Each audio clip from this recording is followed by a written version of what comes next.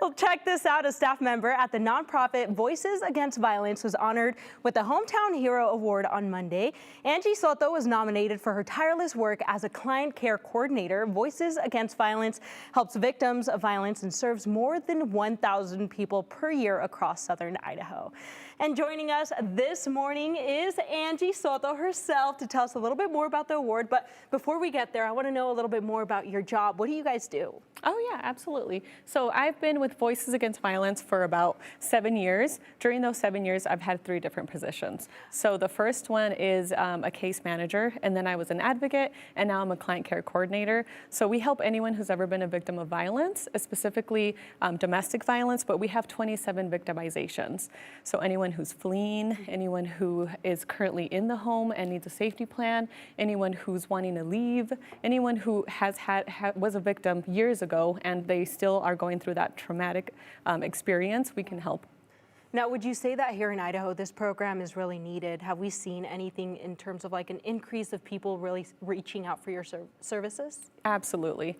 Within the 7 years that I've been, I've definitely seen an increase of calls. And recently we took over the Rupert area, and I've noticed that there's a huge need in that area as well. So we're booked all the time. We have like 2 weeks booked out, but we do have our 24-hour hotline. So if somebody wants to talk to somebody and it wants to remain anonymous, they can call us and just tell us about their situation. And we really need you. And you mentioned Rupert. So what part of is Rupert the only place you work at? So all the counties surrounding Rupert. So we also do Minidoka. So any of those little towns around there, we help.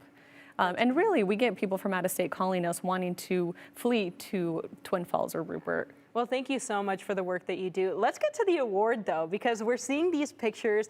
They surprised you. How did that feel for you? Yeah, they are so sneaky. Nobody told me it was a Monday, waking up and, trying to go through another week of work. I was not expecting it. So they told me it was going to be a training, and I was in the bathroom, of course. And then when I came out, my family was there, KMVT was there, my whole crew was there, and I said, "What's going on?" And I saw balloons with flowers, and I'm like, "Is someone asking me to bury them or something?" I was like, "What is happening?" I did not know.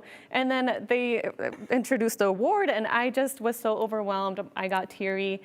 It really is an honor to have been chosen for that award. It really is. You're very deserving of this award, and this is so much better than a proposal, really. Yes, definitely. I mean, what does this mean to you? Because we saw your kids join you there. They are so cute, but tell us, what does this mean to you and your family?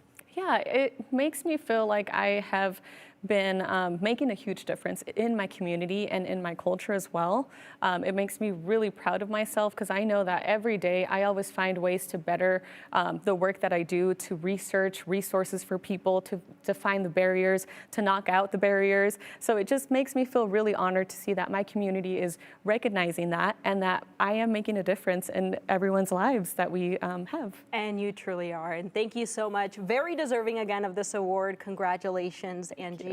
And in just a second, we're going to bring the kiddos to come look at the studio in just a second. Oh, yes. So really great. Thank you so much for joining us. Yes, absolutely. We'll be right back after this quick break.